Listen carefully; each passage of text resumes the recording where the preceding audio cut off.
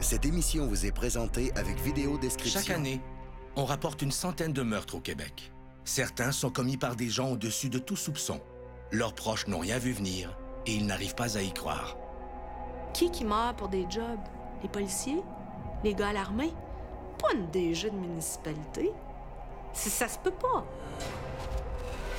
J'aurais peut-être pu la sauver. Mais pour moi, dans ce temps-là, c'était juste l'effet que c'était un feu, tout simplement. Et c'était pas un meurtre, là. Elle m'a jamais dit qu'elle avait vraiment peur. Mais je l'ai vue.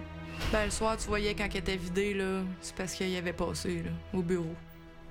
Je pense qu'il n'y a pas personne à Saint-Rémy qui est capable de dire qu'ils ont vu venir quoi que ce soit.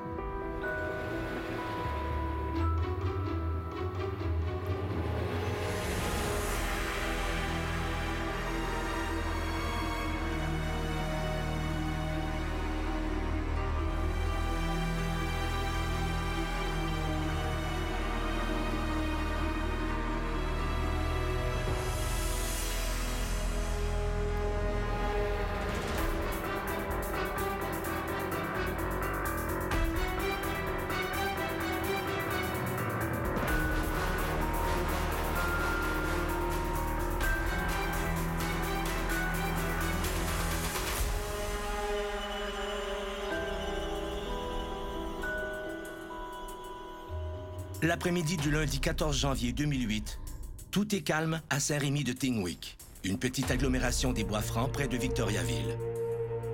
Mais peu après 14 heures, un drame se produit. Le service de sécurité incendie de Tingwick a eu un appel au 141A rue principale Saint-Rémy de Tingwick. Moi, j'ai toutes les communications dans mon bureau. Fait que je crème, je dis c'est l'adresse du bureau René, ça. Je l'ai appris, je partais du bureau, justement, j'ai un cellulaire, c'est Madame l'agente Ginette qui m'appelle, elle dit « Le feu est pris au bureau municipal ». J'ai un représentant d'une compagnie qui est en face de moi, il dit « Quand je suis passée cet avant-midi, il faisait des travaux dans un poteau. » Fait que probablement que le feu est pris dans le poteau, t'sais. Le maire de Saint-Rémy mesure l'urgence de la situation. Moi, j'ai pas fait ni un ni deux, là. J'ai tourné de bord, je suis monté directement à Saint-Rémy. Je roulais à... Je sais pas quelle vitesse que j'ai roulé, là. Moi, j'étais nerveux, là. Sur l'entrefaite, Monsieur Fréchette m'appelle. Puis là, il y a une voix essoufflée, puis là, il me dit « Chantal, tes pompiers s'en viennent dessus, parce que là, le feu est pris dans le bureau municipal. Je cherche René, puis je la trouve pas. »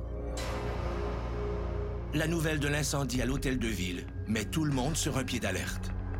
Le chum de ma mère m'a appelé. Il était inquiet. Il me demandait était où ma mère. Puis moi, je croyais pas ce qui est arrivé. Puis le chum de ma mère capotait, là. Il venait de se parler. Ça aurait l'air 1 heure avant que ça l'arrive. Puis elle y avait dit qu'elle s'en venait bientôt à la maison. Puis elle était toujours pas arrivée. Fait que j'ai pris mon char puis je suis descendue à Saint-Rémy. Fait moi, je colle notre directeur du service incendie, puis là, je dis « Déniaise, parce que là, il trouve plus René.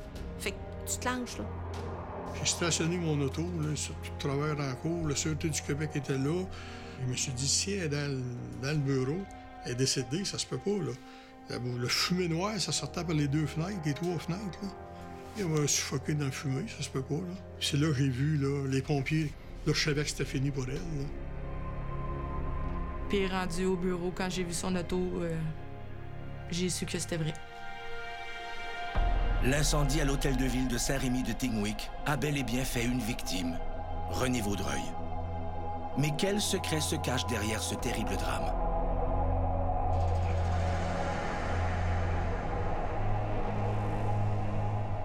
Le lundi 14 janvier 2008, la directrice générale et unique employée à temps plein de Saint-Rémy de Tingwick, un petit village de moins de 500 habitants, perd la vie dans l'incendie qui se déclare à l'hôtel de ville. Dans les heures qui suivent le drame, toute la petite municipalité se perd en conjectures. Quelle est l'origine de cet incendie mortel?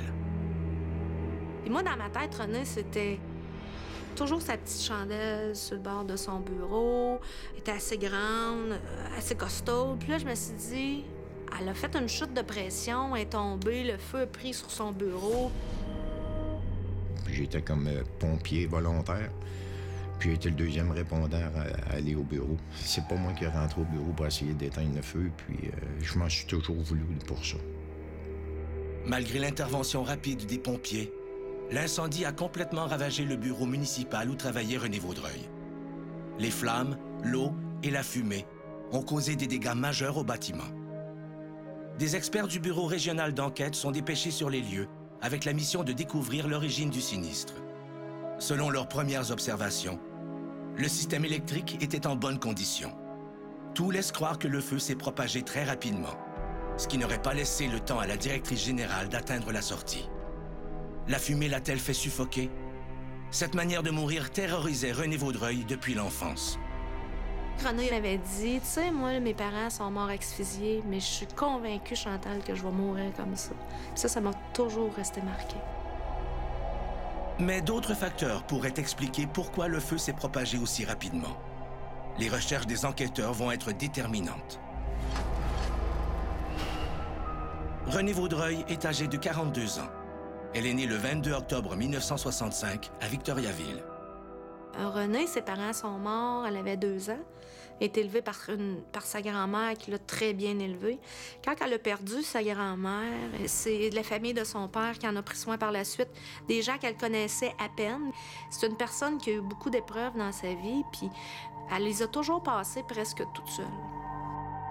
René Vaudreuil est mère de 4 enfants, âgés de 14 à 20 ans. Je suis la deuxième de 4 enfants. Ma mère était une femme attentionnée, était dévouée à sa vie de famille, très bonne mère, elle prenait soin de nous. En 2003, René Vaudreuil se sépare du père de ses enfants. C'est sûr que j'ai trouvé ça difficile, mais je me disais que tant que mes parents soient heureux chacun de leur bord, c'était peut-être mieux ça qu'ils soient malheureux ensemble. Mais je voyais qu'après, je trouvais qu'elle était mieux dans sa peau. Elle était plus zen, elle était bien, tu sais, d'avoir tourné la page. Une de ses amies est partie avec son mari, il faut le dire.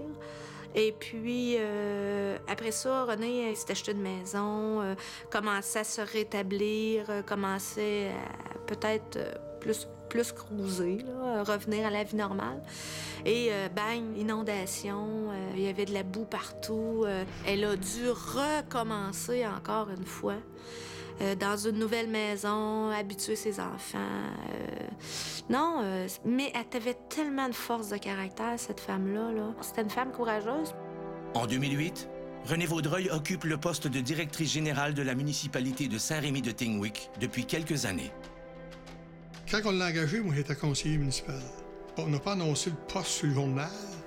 On savait qu'elle, son travail et où est-ce qu'elle était, le commerce avait fermé.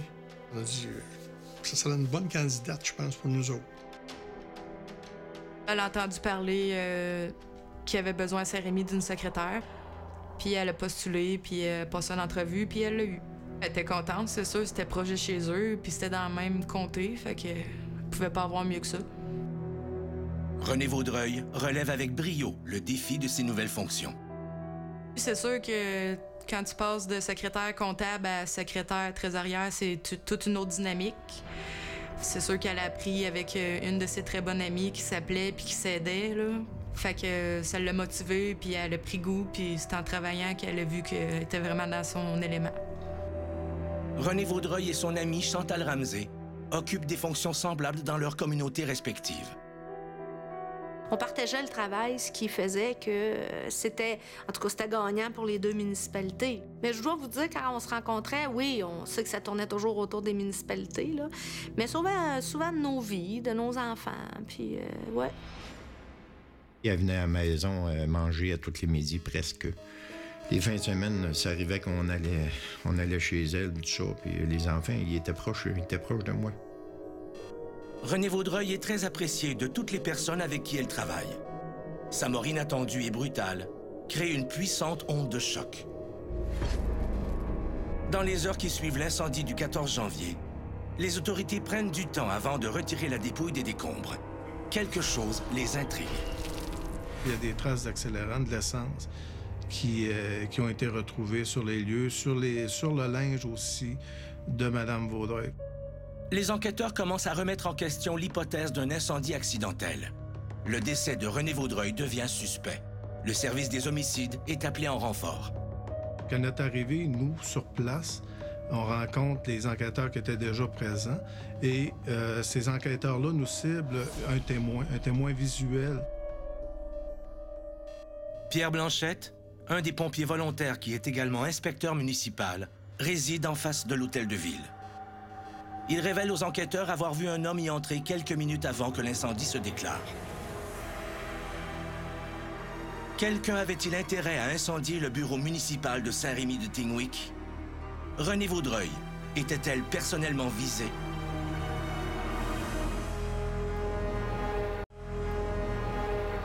Le 14 janvier 2008, un incendie ravage le bureau municipal de Saint-Rémy de Tingwick en faisant une victime, Renée Vaudreuil, 42 ans. Dans les heures qui suivent le drame, on commence à soupçonner un incendie d'origine criminelle.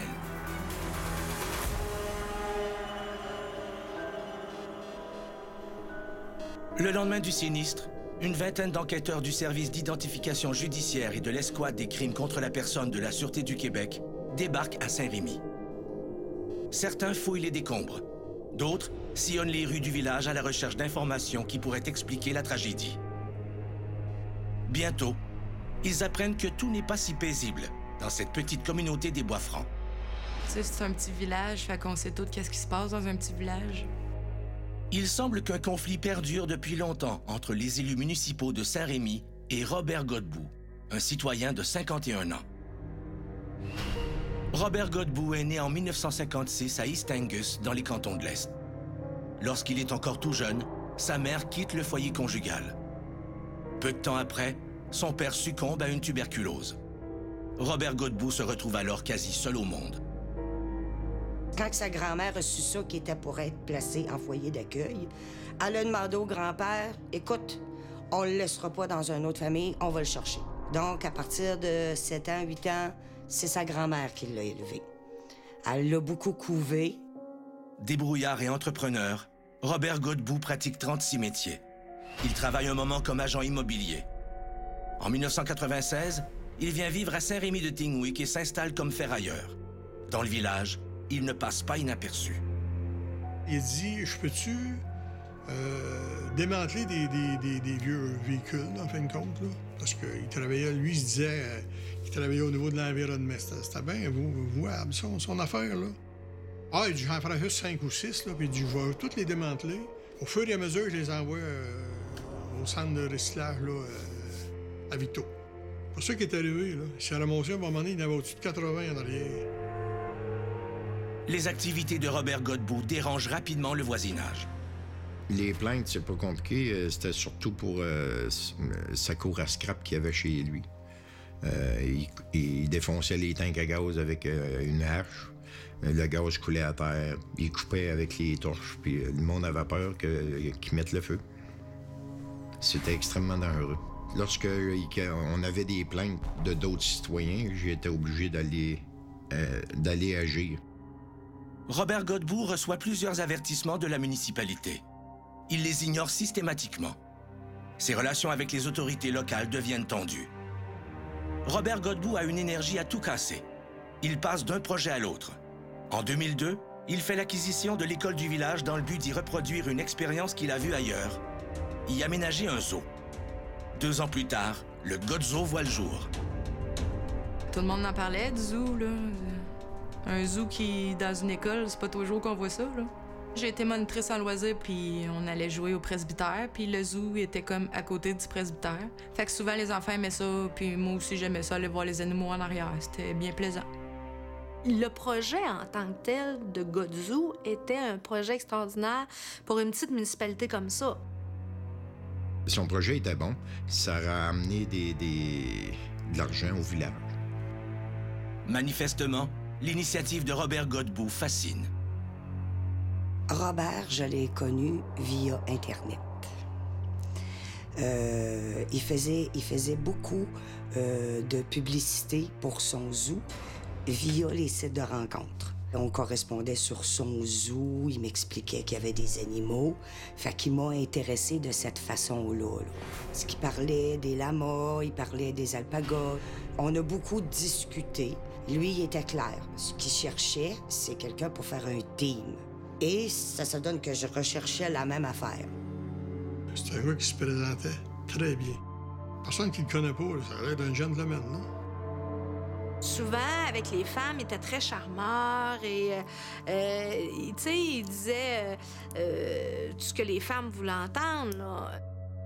Il y avait des moutons de la Barbade, il y avait des moutons d'Irak, des énormes moutons là, avec du poil immense.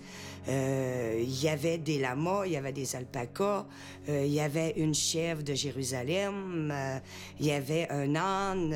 Écoute, il y en avait pour tous les goûts. Beaucoup de gens aiment les animaux. Ce qu'il y a de particulier, évidemment, chez M. Godbout, ça a été que cette passion-là s'est transformée en une sorte de grandiosité. Ça dépasse juste l'amour des animaux. Je pense que ça fait partie là, de sa personnalité là, qui avait besoin de faire un projet grandiose, là, pas un petit zoo de jardin, là. Robert, il y avait plusieurs passions. Il y avait la passion de la collection. Les animaux sont arrivés par la suite. Puis comme Robert, ce qui peut devenir un défaut chez lui, c'est l'excessivité. Le temps passe et Robert Godbout n'a toujours pas de permis pour exploiter son zoo. Il y a des lois municipales que tu n'as pas le droit aux animaux, surtout dans le centre du village. À l'extérieur du village, il n'y aurait eu aucun problème. Ça aurait été accepté tout de suite. La municipalité doit le rappeler à l'ordre. Mais cette fois encore, Godbout n'entend pas s'en laisser imposer. Nous autres, on a un règlement, il faut le faire appliquer, puis c'est ce qu'on fait. Puis c'est la job qu'on a à faire. Les DG, les inspecteurs, puis tout ça, ce que les citoyens comprennent pas toujours. Ma première rencontre avec M. Godbout, ça a été... moi, je me suis dit que c'était un faiseux de troupe. Malgré les avertissements, Robert Godbout continue d'agrandir sa ménagerie. À la municipalité, c'est René Vaudreuil qui assure le lien avec les citoyens. On a tous des dossiers plus ou moins difficiles à gérer avec des citoyens plus ou moins faciles. Mais René en avait un spécial. On peut dire ça. Puis je sais qu'au début, René trouvait ça bien drôle parce que, il cruisait un peu aussi, là. Mais il pouvait être différent dans les situations. C'est un genre de personnage, comment je peux vous dire? Un petit peu intimidant, puis en même temps manipulateur. Ce qui se passe chez les gens qui ont des difficultés de personnalité, tant que l'environnement dit comme eux, tant que l'environnement n'est pas en opposition, ça va bien. Ça paraît pas. C'est des gens qui vont être charmants, gentils. À partir du moment où l'environnement ne fonctionne pas à leur façon, là, ils sont pas capables de s'adapter. C'est un peu comme ça court à scrap. 2, 3 animaux, puis 6, 700, il y a une grosse différence. Il y a eu des avis de cesser de rentrer des animaux, puis il continuait toujours. Le maire va jusqu'à lui-même rendre visite à Godbout. Robert, tu peux pas faire ça ici, le zonage le permet pas. Amène-en pas d'autres. Il a continué à remplir en se disant, probablement, la municipalité va plier.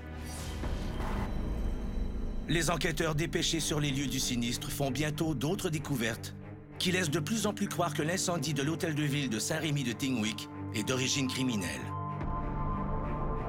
On a des traces d'accélérant.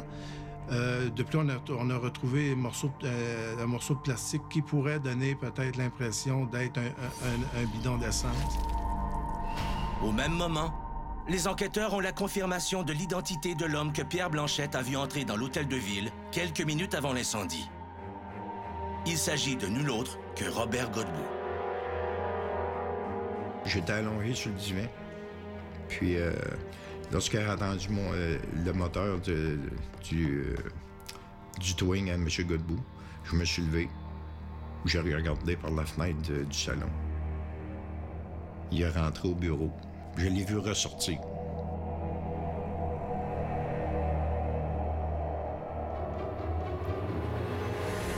Les rapports tendus que Robert Godbout entretient avec les autorités ont-ils pu se transformer en désir de vengeance? Et si c'est le cas, quelle succession d'événements l'aurait poussé à aller aussi loin? Un témoin affirme avoir vu Robert Godbout entrer dans l'hôtel de ville de Saint-Rémy de Tingwick peu avant l'incendie qui s'y est déclaré le 14 janvier 2008. Le fait que l'homme de 51 ans entretienne depuis longtemps des relations houleuses avec les autorités municipales nourrit les soupçons à son endroit. Le lendemain du drame, les rumeurs vont bon train dans le village. Toutes pointent en direction de Robert Godbout.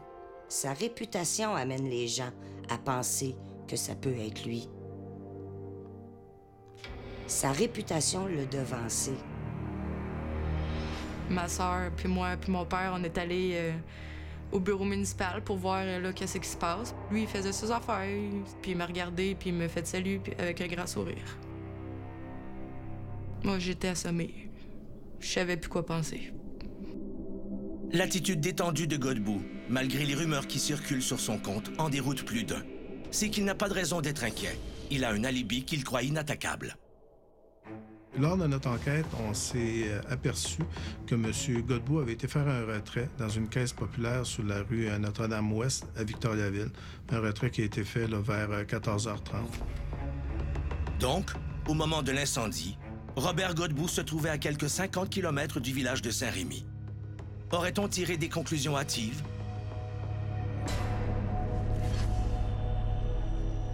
Plus le Godzo prend de l'expansion, plus les relations entre Robert Godbout et les membres du conseil municipal s'enveniment. On lui reproche surtout de ne pas suivre la procédure réglementaire. Je comprends pas.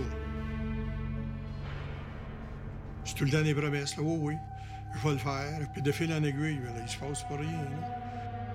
Il y a des étapes là, qui avaient peut-être pas fait comme faut. Bon, ben là, moi, je suis venue là-dedans, là, avec les connaissances que j'avais, là. Il savait pas comment préparer un plan d'affaires. C'est sûr qu'il a présenté des documents à la municipalité. Mais dans ces documents, il y a certaines choses qu'il aurait dû communiquer. Moi, j'ai jamais dit que l'idée était mauvaise. Mais c'est l'endroit qui était mal choisi. C'est ça qu'on a essayé d'expliquer. Il fallait qu'il rencontre des exigences pour le zoo. La réglementation, c'était ça. Et il demandait les mêmes conditions que le zoo de Granby. Savez-vous comment ça coûte un vétérinaire? 8 heures par jour, 5 jours par semaine. Il était proche d'une source d'eau. La source d'eau que les gens utilisaient, la plupart des gens au village utilisent. Il était dans le centre du village, donc un coq qui crie à 5 heures, je peux vous dire que... Mais il y avait un coq mêlé un peu, puis le coq chantait à toute heure du jour, ce qui pouvait être dérangeant pour les voisins. Un âne qui crie. Il y avait 3 pieds d'épais de fumier, là, dans l'école. La grande salle en bas, là. Monsieur me fait croire que c'était propre, puis c'était salubre, puis voyons donc. Ça va pas de bon sens, hein. Et ça, le fumier, là, lui, il a envoyé ça où? La municipalité lui a proposé de s'en aller hors du village. Proche du village, mais hors du village. Puis c'est une chose que M. Godbout a toujours refusé. On peut avoir des projets. À un moment donné, si on se rend compte que nos projets sont irréalisables, on les abandonne, on passe à autre chose. On se fait une raison, puis on passe à autre chose. Mais les gens qui ont des difficultés de personnalité sont rigides. Ils partent sur une voie de fonctionnement. Ils sont pas capables de changer de voie de fonctionnement. Devant la dégradation des discussions, le maire de Saint-Rémy fait appel à 2 nouveaux conseillers pour servir d'intermédiaires. Mais Godbout est intraitable. Par définition, les gens qui ont des difficultés de personnalité, comme ils sont rigides, plus ils vont être rigides, plus ils vont être assez téflons au point de vue type d'intervention là, qui va pouvoir les mettre de notre côté. Persuadé qu'il va avoir gain de cause, Robert Godbout décide d'organiser une pétition. Il envoie des tracts à ses concitoyens dans lesquels il décrit les membres du conseil municipal comme malhonnêtes et incompétents. Puis, pour mieux se faire entendre, il décide de se présenter aux élections municipales contre le maire Fréchette. Ah oui, il est battu, ben oui. Malgré sa défaite, Robert Godbout assiste à chaque assemblée municipale. Il prend bien soin de faire sentir sa présence. Il s'assoyait carrément avec. Il y a des réunions du conseil, là. Il m'a fixé tout le long. Tout le long, il me lâchait pas. Tu sais, pour essayer de m'intimider, je pense, ce gars. Mais c'est surtout auprès de la directrice générale, Renée Vaudreuil, que Robert Godbout joue la carte de l'intimidation. Il allait souvent au bureau, pratiquement presque à tous les jours. Les téléphones, c'était 2, 3, 4, 5 téléphones par jour. Et moi, à un moment donné, j'ai dit à Mme Vaudreuil, j'ai dit, c'est du harcèlement qui te fait tout le temps, tout le temps, tout le temps. Elle me dit, oui, elle m'a dit, c'est un citoyen, je dois lui répondre. Je lui demandais des fois, t'as-tu peur? Elle dit, j'ai pas peur qu'il fasse de quoi, des choses physiques, là. Elle dit, ce que j'ai peur, c'est qu'il s'en vient ici au bureau, là. Et des fois, il est 1 heure et demie, là. Ça finit plus. Ben parfois, tu voyais qu'il était vidé, là, parce que on s'entend que dans une municipalité, c'est comme la première personne ressource, là. Fait qu'il en apportait beaucoup sur ses épaules, d'après moi. Elle était plus irritante, elle était plus parlez-moi pas. Robert Godbout ne lâche pas prise. Il poursuit même en cours la mère de Jacques Fréchette, sous prétexte qu'elle aurait tenu des propos offensants à son endroit. Une poursuite qu'il abandonne un peu plus tard. Ben lui, il voulait s'en prendre à moi, passer par ma main, parce que moi, il ne m'atteignait pas au finger. Ben, toutes les fois qu'il passait ici, là, il me faisait un finger. Là, moi, je répliquais pas à ça, je répondais pas. Je dis, on a avancé hier, là, ça, là. Moi, j'appelle ça un combat de coq. Il y a le maire du village et il y a Robert. Et les deux veulent le bien de la municipalité, mais chacun à leur façon. On voit à travers ses comportements, à travers les années, on voit que c'est un monsieur qui est un homme qui est têtu, qui tient à son idée à tout prix, qui ne fera pas de compromis. C'est clair que c'est quelqu'un qui avait de la difficulté avec sa colère. En janvier 2006, après des années de querelles stériles, la municipalité de Saint-Rémy-de-Tinwick dépose une poursuite contre Robert Godbout, puisque celui-ci n'a toujours pas de permis pour exploiter le zoo. En septembre 2007, la Cour supérieure rend son jugement et donne raison à la municipalité. Elle ordonne à Robert Godbout de cesser la garde d'animaux et lui accorde un délai de 60 jours pour les déplacer. 1 mois plus tard, Robert Godbout en appelle de la décision. La municipalité de Saint-Rémy-de-Tinwick dépose aussitôt une requête en rejet d'appel. En janvier 2008, Robert Godbout se retrouve donc coincé de toutes parts. Si la cour d'appel donne raison à la municipalité, il devra faire le deuil de son zoo dans lequel il a engouffré près de 30 000 $. Et pire, il va perdre la face devant tous ses concitoyens. L'incendie de l'hôtel de ville est-il l'aboutissement de tous ces affrontements? Plus l'enquête se poursuit, et plus l'étau se resserre autour de Robert Godbout. Les enquêteurs apprennent que la veille du drame, Godbout a été grossier avec René Vaudreuil et proféré des menaces en plein conseil. Il lui disait qu'il était pour lui faire flamber la tête. C'est là que René a commencé à avoir peur, qu'il y avait tant de balles dans son 410, et une balle pour chaque membre du conseil, puis qui était pour finir avec la DG. Un nouvel élément inattendu vient ajouter aux soupçons des enquêteurs. Le rapport d'autopsie qui sort enfin vient révéler l'impensable. C'est que Mme Vaudreuil est décédée suite à des décharges d'armes à feu. 2 décharges d'armes à feu, une à la tête et un autre au niveau du thorax. La balistique va venir nous confirmer que ces décharges d'armes à feu provenaient d'un arme, un fusil de type 410. De plus, à l'autopsie, on va remarquer que Mme Vaudreuil a de multiples fractures du crâne qui ont été provoquées avec un objet contondant.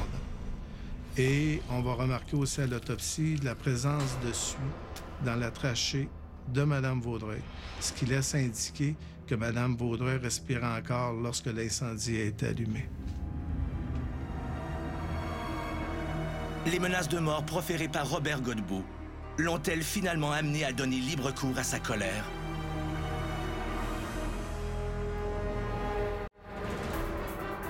L'autopsie pratiquée sur le corps de René Vaudreuil démontre qu'elle a réellement été victime de l'acharnement d'un meurtrier. Compte tenu des menaces directes qu'il a tenues à l'endroit de Mme Vaudreuil, Robert Godbout devient le principal suspect des enquêteurs.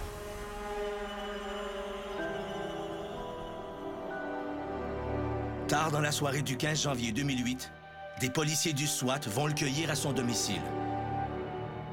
Moi, je l'ai su par la télévision. Il est 10 h le soir, on écoute les nouvelles, et puis Nous avons appris à la dernière heure que M. Robert Godbout avait été arrêté. J'ai fait « Ah, Christ, je le savais. » Inconsciemment. Inconsciemment. C'était tellement évident. C'était tellement évident que c'était lui. Robert Godbout est emmené au bureau de la SQ de Québec afin d'être interrogé. Il clame son innocence. Mais les enquêteurs ne se laissent pas impressionner. Même si personne ne saura jamais avec certitude ce qui s'est véritablement passé, ils ont assez d'éléments pour établir la séquence des faits. Le lundi 14 janvier 2008, René Vaudreuil se lève de joyeuse humeur. D'ici quelques heures, la décision tant attendue de la Cour d'appel pourrait mettre un terme à son cauchemar. Elle était bien, elle était dégagée, elle avait hâte que ça finisse, là, cette histoire-là. Là. Puis elle savait que ça allait bien se terminer, fait que elle était heureuse. La nouvelle sort en fin de matinée. La Cour est d'avis que l'appel ne présente aucune chance raisonnable de succès et rejette la demande de Robert Godbout.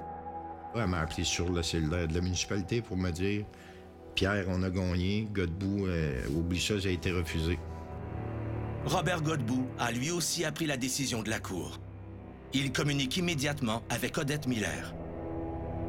Moi, je devais, à 11h30, me rendre au palais de justice pour aller voir si la cause était passée. Et juste avant que je parte, il m'a envoyé un petit message MSN disant « T'as pas besoin de te déplacer pour aller au palais de justice. » Il était déçu parce qu'on s'attendait à ce que ce soit au mois de mai.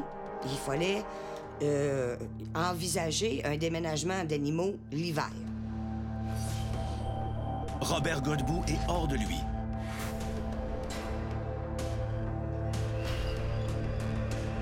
Peu après, comme elle le fait souvent, René Vaudreuil va dîner chez les Blanchettes. Ce midi-là, l'esprit est à la fête. On était tellement heureux, tout le monde, que ça soit rejeté. Pour elle, c'est un gros fardeau de moins sur le dos. C'est une chose qui avait été réglée une bonne fois pour toutes. C'est sûr que moi, je me suis dit, regarde, il doit être en beau. Mais pour nous, lui, c'était mieux que lui soit en maudit. Nous autres, on était heureux que le litige était terminé. Vers 12h45, René Vaudreuil retourne travailler au bureau municipal situé juste en face de chez Pierre Blanchette. À un moment donné, elle a appelé à la maison. Elle voulait que j'aille une lettre au bureau de poste. Puis mon épouse a dit non, laisse faire, elle a dit je vais y aller. Fait que j'ai laissé aller mon époux. Un peu avant 14h, Pierre Blanchette reconnaît le bruit caractéristique du camion de Robert Godbout. Curieux, il reste à la fenêtre pour surveiller les allées et venues de Godbout. Je pense que dans ce cas-ci, ce qui est arrivé, c'est qu'il avait épuisé ses autres moyens. Il avait épuisé ses moyens légaux, il avait épuisé ses moyens, peut-être appelons ça de séduction. Là. Il avait épuisé ses moyens financiers. Alors, malheureusement, il lui restait seulement la voie de l'agressivité et de l'impulsivité. Pour une énième fois, Robert Godbout aurait franchi la porte du bureau de René Vaudreuil. Cette fois, aucun frein ne tempérait sa rage. La porte est là, puis le siège de la directrice, il est là. Sors l'arme, puis tiens, c'est aussi simple que ça, là. Ça n'a pas été long, là. Elle n'a même pas eu le temps de faire un geste. Le seul geste que le pathologiste nous a expliqué, elle a fait ça comme ça. Elle s'est cachée de la vue, de l'arme. Robert Godbout aurait été sans pitié. Que la balle est rentrée ici. La première balle, puis l'autre balle, bien là, la tête a tombé sur le bureau, elle tire une balle en arrière. Robert Godbout n'en serait pas resté là. On a des sauts, comme un notaire. C'est pesant, ça. René avait toujours ça sur le bord de son bureau. Il a donné un coup de ça pour y défoncer le crâne. Godbout aurait alors quitté le bureau pour retourner à son camion.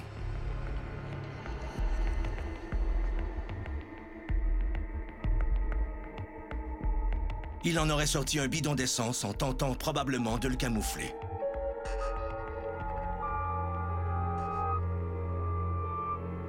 Puis après ça, il dit « Moi, je vais tout maquiller ça en feu. » Donc, il a versé de l'essence sur le corps.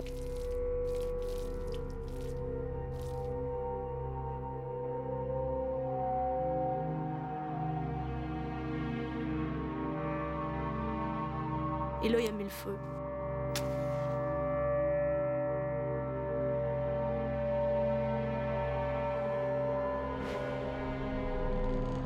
Renée, après tout ça, probablement qu'elle ne devait plus rien sentir, on s'entend, là. Sauf qu'après tout ça, n'est pas morte du coup de feu, n'est pas morte du coup à la tête, est morte d'asphyxie. Le meurtre, c'est le contrôle ultime. Quand on tue quelqu'un, on a raison, dans le sens où c'est clair que la personne ne nous contredira plus, et c'est pour de bon. Robert Godbout aurait quitté immédiatement les lieux. Il lui restait encore la dernière partie de son plan à mettre en action. Quand il est ressorti, il a descendu la côte pour prendre la rue principale. Et puis en sortant, il a fait déraper son véhicule. On a 2 autres témoins qui sont situés peut-être là, environ 1 kilomètre, 1,5 kilomètre à la sortie du village, qui voient effectivement à 14 heures passer la remorque de M. Godbout à vive allure. Robert Godbout prépare son alibi. Il se serait dépêché d'aller dans un guichet automatique où il savait qu'il serait filmé par les caméras de surveillance. 2 enquêteurs qui ont refait le même trajet qu'aurait fait M. Godbout en respectant les limites de vitesse. Et le trajet se faisait facilement là, dans les 25 minutes, ce qui donnait amplement le temps là, à M. Godbout, après le meurtre, de se rendre à la Caisse populaire. L'homme de 51 ans prend ensuite la route vers Québec, où il va rejoindre Odette Miller, comme si de rien n'était. C'est certain que le geste était organisé. Écoutez, il avait déjà fait des menaces. C'est clair qu'il l'avait déjà dans l'esprit. Jusqu'à quel point ça a éclaté tout d'un coup, là, c'est plus difficile de le savoir. Il a quand même essayé de se forger un alibi, mais c'est clair qu'il connaissait les conséquences de son geste. Si ce n'est du témoin qui l'a vu entrer et sortir de l'hôtel de ville au moment du drame, aucun autre élément de preuve ne peut être retenu pour incriminer Robert Godbout. Cela suffira-t-il à le faire condamner?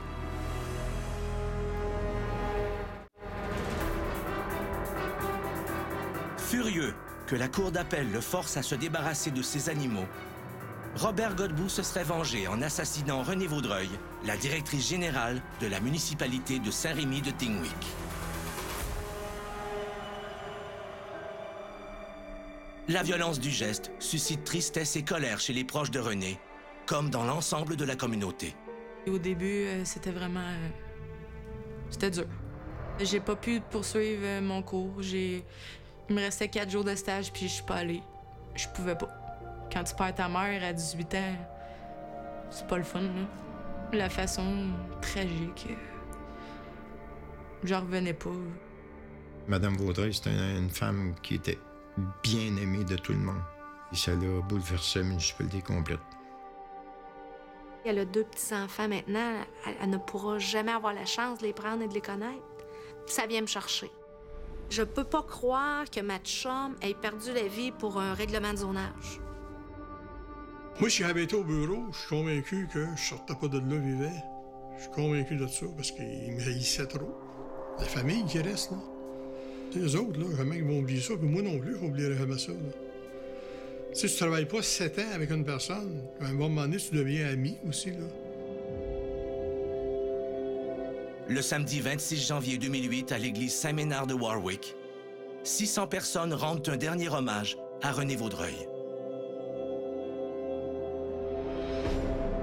Robert Godbout est accusé du meurtre prémédité de Renée Vaudreuil. Il demande à changer d'avocat à 3 reprises, avant que son procès ne s'ouvre enfin le 23 novembre 2009 au palais de justice de Victoriaville. Il n'y avait pas d'ADN, il n'y avait pas de preuves. C'était juste des preuves circonstancielles du monde. Mais on n'avait rien de vraiment solide, à part quelqu'un qui l'a vu. Fait que c'est sûr que oui, j'avais une crainte. J'avais peur qu'il sorte, puis que dans le fond, que ma mère soit pas... qu'elle soit partie pour rien, dans le fond, là. Dans ce dossier-là, effectivement, la preuve directe qu'on pouvait avoir, c'est M. Blanchette qui voit M. Godbout sortir à un certain moment de l'édifice municipal, du bureau municipal. Il faut savoir qu'on n'a jamais retrouvé l'arme du crime. Le fameux 410 n'a jamais été retrouvé. Et effectivement, dans un incendie, mais on perd beaucoup de choses, on perd beaucoup de preuves. Faut s'apercevoir que l'incendie était quand même majeur, que ça a été arrosé. Fait que s'il y avait des preuves d'ADN, tout ça, on n'a pas pu récupérer ça. Le 10 décembre 2009, après 3 jours de délibération, le jury déclare Robert Godbout coupable. Il écope d'une sentence de prison à vie, sans possibilité de libération conditionnelle, avant 25 ans. Mais même derrière les barreaux, Robert Godbout reste fidèle à sa nature querelleuse. En janvier 2011, il demande d'aller en appel du verdict de culpabilité qui pèse contre lui. L'appel a été rejeté parce que selon les points de droit, il n'y a pas eu assez errance du juge pour exiger un nouveau procès. Robert Godbout revient à la charge en 2012, en s'adressant cette fois à la Cour suprême du Canada. Quelques mois plus tard, on lui refuse à nouveau l'appel.